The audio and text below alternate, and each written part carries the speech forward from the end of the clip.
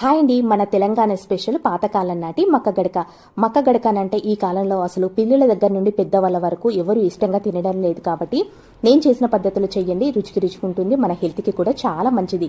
ఇది చేయడము అంత కష్టం కూడా కాదు. సులభమైన పద్ధతిలో చిటికలో ఎలా చేసుకోవాలో ఇప్పుడైతే తెలుసుకుందాము. నేను ఇక్కడ నూనెతో చేస్తున్నాను. మీరు నెయ్యి తినేవారైతే నెయ్యితో చేసుకుంటే బలానికి బలము, రుచి కూడా చాలా బాగుంటుంది. పోపు దినుసులు, పల్లీలు, ఉల్లిపాయ ముక్కలు, పచ్చిమిర్చి, వెల్లుల్లి, కరివేపాకు, చిన్నగా కట్ చేసిన క్యారెట్ ముక్కలు, కాజు వేసుకొని దోరగా వేయించుకోవాలి. ఇలా దోరగా ఫ్రై అయిన తర్వాత ఇందులోకి 1 కప్పు మక్కగడక తీసుకొని దీనిని కూడా ఒక 2-3 నిమిషాల పాటు పచ్చివాసన పోయేంత వరకు ఫ్రై చేసుకోవాలి.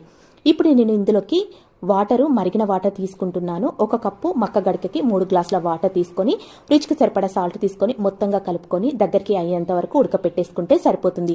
మీరు డైట్ చేయాలనుకున్న వారు ఈ ఫుడ్ మధ్యాహ్నం లంచ్లోకి కానీ నైట్ డిన్నర్లోకి తీసుకొని మన ఆరోగ్యానికి చాలా మంచిది.